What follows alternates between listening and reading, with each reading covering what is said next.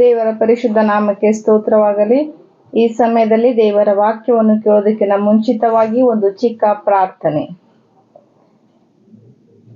ಪರಿಶುದ್ಧನೂ ಮಹೋನ್ನತನೂ ಸರ್ವಶಕ್ತನಾದ ತಂದೆಯಾದ ದೇವರೇ, ನಿಮ್ಮ ಗಣಗಳ ನಾಮಕ್ಕೆ ಸ್ತೋತ್ರ ಸಲ್ಲಿಸ್ತೀನಪ್ಪ. ಈ ಸಮಯದಲ್ಲಿ ನಿನ್ನ ವಾಕ್ಯವನ್ನು ಧ್ಯಾನಿಸ್ಲಿಕ್ಕಿರುವಾಗ ದೇವರೇ, ನಿನ್ನ ಆತ್ಮನ ಮೂಲಕ ನಡೆಸ್ರಿ ಏಸಯ್ಯ. ಅಪ್ಪ, ಕೇಳ್ತಕ್ಕಂಥ ಪ್ರತಿಯೊಂದು ಮಕ್ಕಳು ನಿನ್ನ ವಾಕ್ಯವನ್ನು ಕೇಳಿ ತಮ್ಮ ಆತ್ಮೀಯ ಜೀವಿತದಲ್ಲಿ ಬಲ ಹೊಂದಿಕೊಂಡು ದೇವರೇ, ನಿನ್ನ ಬರುವಣಕ್ಕಾಗಿ ಎಚ್ಚರವಾಗಿರುವಂತೆ ರಕ್ಷಕನೇ, ನಿನ್ನ ಬರುವಣಕ್ಕಾಗಿ ತಮ್ಮನ್ನು ತಾವು ಶುದ್ಧೀಕರಿಸಿಕೊಂಡು ಸಿದ್ಧರಾಗಿ ಎದುರು ನೋಡುವಂತ ಕೃಪೆ ನಮ್ಮೆಲ್ಲರಿಗೂ ಅನುಗ್ರಹಿಸಿ ಕೊಡುತ್ತೀರೆಂದು ಯೇಸುವೆ ನಿಮ್ಮ ಪರಿಶುದ್ಧವಾದ ನಾಮದಲ್ಲಿ ಪ್ರಾರ್ಥನೆ ಬೇಡಿ ಹೊಂದಿದ್ದೇನಪ್ಪ ರಕ್ಷಕನೇ, ಆಮೇನ್. ಹಲ್ಲೆಲೂಯ. ಈ ಒಂದು ಸಮಯದಲ್ಲಿ ಸ್ವಲ್ಪ ಹೊತ್ತು ದೇವರ ವಾಕ್ಯ ನೋಡಿಕೊಳ್ಳೋಣ. ಮತ್ತಾಯನು ಬರೆದ ಸುವಾರ್ತೆ 21ನೇ ಅಧ್ಯಾಯ 19ನೇ ವಚನ.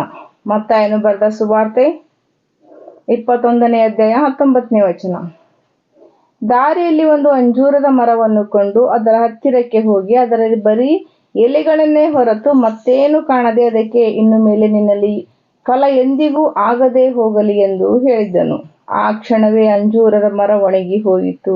ದೇವರು ಯೆರೂಸಲೇಮಿನಿಂದ ತಿರುಗಿ ಬೆಥಾನ್ಯಕ್ಕೆ ಬರುವಂತ ಸಮಯದಲ್ಲಿ ಹಸಿದು ದಾರಿಯಲ್ಲಿ ಒಂದು ಅಂಜೂರದ ಮರವನ್ನು ನೋಡಿ, ಆ ಮರ ಬಹಳಷ್ಟು ಅಂದವಾಗಿ ಚಂದವಾಗಿ ಹಚ್ಚ ಹಸಿರಾಗಿ ಕಾಣುವುದನ್ನು ನೋಡಿ, ನನಗೆ ತಿನ್ನುವುದಕ್ಕೆ ಇದರಲ್ಲಿ ಏನಾದರೂ ಸಿಗಬಹುದು ಎನ್ನುವುದಾಗಿ ಅದರ ಹತ್ತಿರಕ್ಕೆ ಹೋಗಿ ಅದರಲ್ಲಿ ಅಂಜೂರದ ಹಣ್ಣನ್ನು ಹುಡುಕುತ್ತಾ ಇರುತ್ತಾನೆ. ಕರ್ತನಲ್ಲಿ ಪ್ರಿಯರೇ, ಹುಡುಕುವಾಗ ಆ ಗಿಡ ನೋಡಿದರೆ ಬಹಳಷ್ಟು ಚಂದವಾಗಿ ಕಾಣಿಸ್ತಾ ಇತ್ತು, ಹಚ್ಚ ಹಸಿರಾಗಿದ್ದಿತ್ತು. ಆದರೆ ಅದರಲ್ಲಿ ಒಂದು ಕೂಡ ಫಲವಿರಲಿಲ್ಲ. ಆ ಸಮಯದಲ್ಲಿ ದೇವರ ಮರ ಕೇಳ್ತಾ ಇದ್ದಾನೆ, ಇನ್ನು ಮೇಲೆ ನಿನ್ನಲ್ಲಿ ಫಲವು ಎಂದಿಗೂ ಆಗದೆ ಹೋಗಲಿ ಎಂದು ಹೇಳಿದ್ದನು.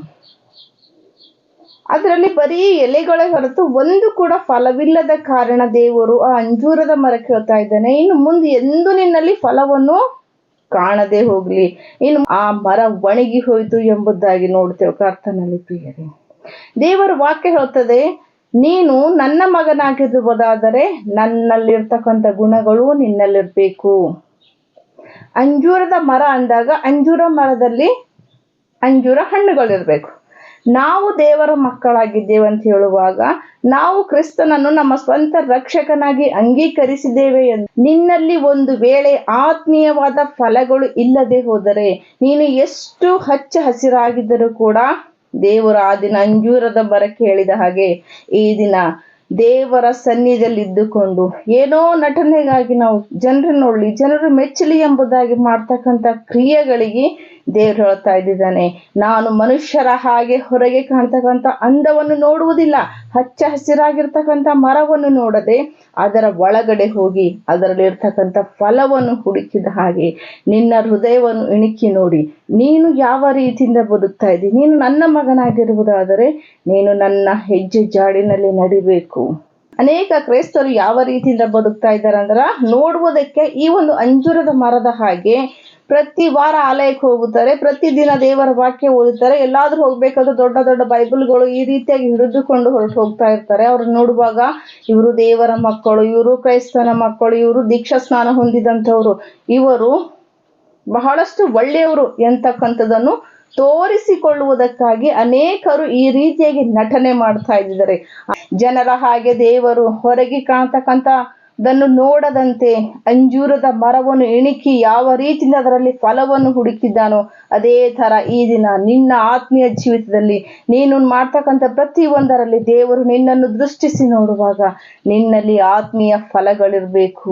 ಫಲವಿಲ್ಲದೆ ನೀನು ಸುಮ್ಮನೆ ಕ್ರೈಸ್ತನಾಗಿ ಹೆಸರಿಗೆ ದೇವರ ಮಗನು ಎಂದು ಹೇಳಿಕೊಳ್ಳುವುದಾದರೆ ನಿನ್ನ ಒಂದು ಸ್ಥಿತಿ ಬಹಳಷ್ಟು ಕೆಟ್ಟದಾಗಿರುತ್ತದೆ. ದೇವರ ವಾಕ್ಯ ಹೇಳ್ತದೆ, ಮೋಸ ಹೋಗಬೇಡ್ರಿ. ನೀವು ಜನರನ್ನು ಮೋಸ ಮಾಡಿದ ಹಾಗೆ, ಜನರ ಕಣ್ಣು ಕಟ್ಟಿದ ಹಾಗೆ, ಜನರಿಗೆ ಯಾವ ರೀತಿಯಿಂದ ತೋರಿಸಿಕೊಳ್ತಿರೋ ಆ ಥರ ನನ್ನ ಮುಂದೆ ಮಾಡದಂತೆ. ತಿರಸ್ಕಾರ ಸಹಿಸುವವನಲ್ಲ, ಮನುಷ್ಯನು ತಾನು ಏನು ಬಿತ್ತುತ್ತಾನೋ ಅದನ್ನೇ ಕೊಯ್ಯಬೇಕು. ಅಂಜೂರದ ಮರವನ್ನು ದೃಷ್ಟಿಸಿ ನೋಡಿದಂತ ದೇವರು ಇವತ್ತು ನಾವು ಮಾಡ್ತಕ್ಕಂಥದ್ದನ್ನು ದೃಷ್ಟಿಸಿ ನೋಡುತ್ತಾನೆ, ನಮ್ಮ ಹೃದಯವನ್ನು ನೋಡುತ್ತಾನೆ. ನಮ್ಮಲ್ಲಿ ಆತ್ಮೀಯ ಫಲಗಳಿರಬೇಕು. ದೇವರ ಮಕ್ಕಳಾಗಿರುವಾಗ ನಮ್ಮಲ್ಲಿ ಆತನಲ್ಲಿರ್ತಕ್ಕಂಥ ಪ್ರೀತಿ, ಆತನಲ್ಲಿರ್ತಕ್ಕಂಥ ಕನಿಕರ, ಆತನಲ್ಲಿರ್ತಕ್ಕಂಥ ದಯೆ, ಆತನಲ್ಲಿರ್ತಕ್ಕಂಥ ಕ್ಷಮಾಪಣೆ ಗುಣ ಎಲ್ಲವೂ ನಮ್ಮಲ್ಲಿರುವುದಾದರೆ ಮಾತ್ರ ನಾವು ಆತ್ಮೀಯ ಜೀವಿತದಲ್ಲಿ ಫಲವುಳ್ಳ ಮಕ್ಕಳಾಗಿರುತ್ತೇವೆ.